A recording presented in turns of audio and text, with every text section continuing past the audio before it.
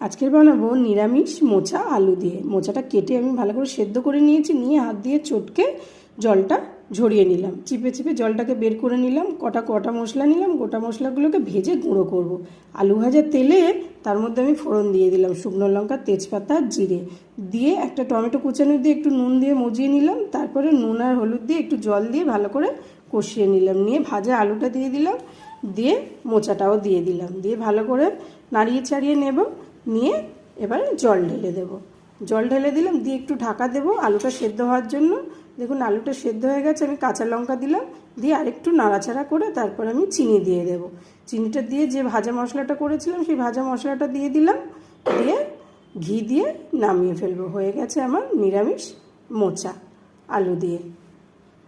দেখুন হয়ে গেছে, কত সুন্দর হয়েছে। নিরামিষ দিনে মোচাটা খেতে দারুণ লাগে।